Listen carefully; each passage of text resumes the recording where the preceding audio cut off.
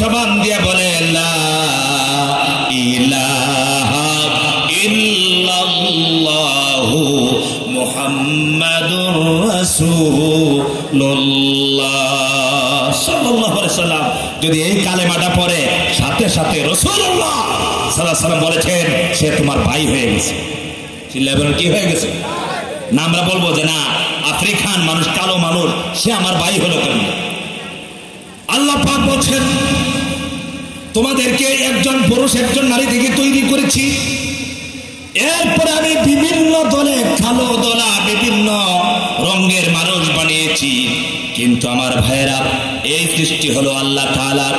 আল্লাহ পাক রব্বুল আলামিন বলছেন তোমরা একজন মুমিন আর একজন মুমিনের ভাই। একজন আমেরিকায় একজন মুসলমান যদি লাঞ্ছিত হয়, অপমানিত হয়, কষ্ট স্বীকার করে তাকে যদি কেউ নির্যাতন করে, তাম পৃথিবীর মুসলমানেরা কষ্ট পাবে।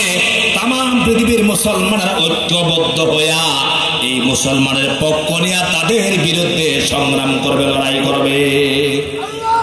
এই লড়াই কি আছে? চিল্লাবেন আছে? যদি লড়াই থাকতো তাহলে ফিলিস্তিনের মুসলমানদেরকে ইসরায়েলের এই কাফেরের বাচ্চারা, ইহুদি বাচ্চারা ফিলিস্তিনের মুসলমানদেরকে হত্যা করা সহজ হতো ঠিক কিনা বলেন?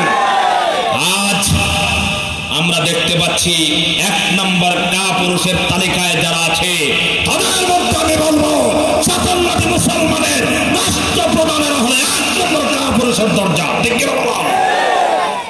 তারা বসে আছে ক্ষমতার চেয়ার নিয়ে, আমরা তাদের দিকে তাকায় আছি।